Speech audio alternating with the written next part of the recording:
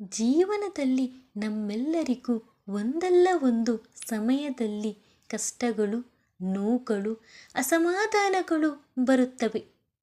ಆಗ ನಮ್ಮ ಮನಸ್ಸು ಕೇಳುತ್ತದೆ, ಯಾಕೆ ನನ್ನ ಜೀವನದಲ್ಲಿ ಇದು ಎಂದು. ಆದರೆ ಶ್ರೀಮದ್ ಭಗವದ್ಗೀತೆಯಲ್ಲಿ ಶ್ರೀ ಕೃಷ್ಣನು ನಮಗೆ ಸ್ಪಷ್ಟವಾಗಿ ಹೇಳುತ್ತಾನೆ, ಆಗುವುದೆಲ್ಲವೂ ಒಳ್ಳೆಯದೇ ಆಗುತ್ತದೆ. ಏಕೆಂದರೆ ಈ ಸೃಷ್ಟಿಯಲ್ಲಿ ನಡೆಯುವ ಪ್ರತಿಯೊಂದು ಘಟನೆಗೂ ಒಂದು ಅರ್ಥವಿದೆ, ಒಂದು ಕಾರಣವಿದೆ. ಶ್ರೀ ಕೃಷ್ಣನು ಅರ್ಜುನನಿಗೆ ಹೇಳಿದಂತೆ, ಮಾನವನು ಫಲದ ಬಗ್ಗೆ ಚಿಂತಿಸದೆ ತನ್ನ ಕರ್ತವ್ಯವನ್ನು ನಿಷ್ಠೆಯಿಂದ ಮಾಡಬೇಕು. ನಾವು ಇಂದು ಅನುಭವಿಸುವ ನೋವು ನಾಳೆಯ ಪಾಠವಾಗಬಹುದು. ಇಂದು ಕಾಣುವ ಸೋಲು ನಾಳೆಯ ಗೆಲುವಿನ ಬೀಜವಾಗಿರಬಹುದು. ಅದನ್ನು ನಾವು ಆ ಕ್ಷಣದಲ್ಲಿ ಅರ್ಥ ಮಾಡಿಕೊಳ್ಳಲು ಆಗುವುದಿಲ್ಲ.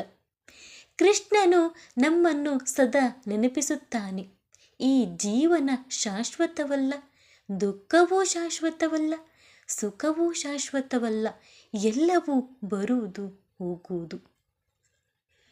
ಮಳೆಯಾದ ಮೇಲೆ ಬಿಸಿಲು ಬಂದೇ ಬರುತ್ತದೆ. ಕತ್ತಲಿನ ನಂತರ ಬೆಳಕು ಅನಿವಾರ್ಯ. ನಮ್ಮ ಜೀವನದಲ್ಲಿ ಕೆಲವರು ದೂರವಾಗುತ್ತಾರೆ. ಕೆಲ ಕನಸುಗಳು ಮುರಿದು ಬೀಳುತ್ತವೆ. ಕೆಲ ಆಸೆಗಳು ಕೈ ತಪ್ಪುತ್ತವೆ.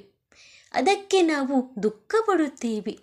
ಆದರೆ ಕೃಷ್ಣನ ದೃಷ್ಟಿಯಲ್ಲಿ ನಮ್ಮ ಜೀವನದಿಂದ ಹೊರ ಹೋಗುವುದು ನಮ್ಮ ಜೀವನಕ್ಕೆ ಬೇಕಾಗಿದ್ದಲ್ಲದೆ ಆಗಿರುತ್ತದೆ. ಅದು ನಮ್ಮ ಬೆಳವಣಿಗೆಯ ಭಾಗ. ಕೃಷ್ಣನು ಹೇಳುವ ಮತ್ತೊಂದು ಮಹತ್ವದ ಸಂದೇಶ ಏನೆಂದರೆ, ನಿನ್ನ ಮೇಲೆ ನಂಬಿಕೆ ಇಡು, ನನ್ನ ಮೇಲೆ ಭರವಸೆ ಇಟ್ಟು ಮುಂದೆ ಸಾಗು. ನಾವು ಎಲ್ಲವನ್ನು ಅರ್ಥ ಮಾಡಿಕೊಳ್ಳಬೇಕೆಂತಿಲ್ಲ, ಎಲ್ಲವನ್ನು ನಿಯಂತ್ರಿಸಬೇಕೆಂತಿಲ್ಲ. ಕೆಲವೊಮ್ಮೆ ಬಿಡುವುದೇ ನಿಜವಾದ ಶಾಂತಿ. ನಮಗೆ ಅನ್ಯಾಯವಾದಂತೆ ತೋಚಿಸಿದಾಗಲೂ ದೇವರು ನಮ್ಮ ವಿರುದ್ಧ ಅಲ್ಲ, ನಮ್ಮ ಪರವಾಗಿಯೇ ಕೆಲಸ ಮಾಡುತ್ತಾನೆ. ನಮಗೆ ತಡವಾಗದಂತೆ ಅನಿಸುತ್ತದೆ, ಆದರೆ ದೇವರಿಗೆ ತಡ ಅನ್ನುವುದೇ ಇಲ್ಲ. ಅವನ ಸಮಯ ಪರಿಪೂರ್ಣ. ಜೀವನದಲ್ಲಿ ಏನಾದರೂ ತಪ್ಪಾಗುತ್ತಿದೆ ಎಂದು ಭಾವಿಸಿದಾಗ ಒಂದು ಕ್ಷಣ ನಿಲ್ಲಿ, ಆಳವಾಗಿ ಉಸಿರೆಳೆದು ಹೇಳಿಕೊಳ್ಳಿ, ಇದು ನನ್ನ ಒಳ್ಳೆಯದಕ್ಕಾಗಿ ಆಗುತ್ತಿದೆ ಎಂದು. ನಿನ್ನ ಜೀವನದಲ್ಲಿ ಏನೇ ಆಗಲಿ ನೀನು ಧರ್ಮದ ದಾರಿಯನ್ನು ಬಿಡಬೇಡ. ಸತ್ಯ, ಸಹನೆ ಮತ್ತು ನಂಬಿಕೆಯನ್ನು ಹಿಡಿದುಕೊಂಡು ಮುಂದೆ ಸಾಗು.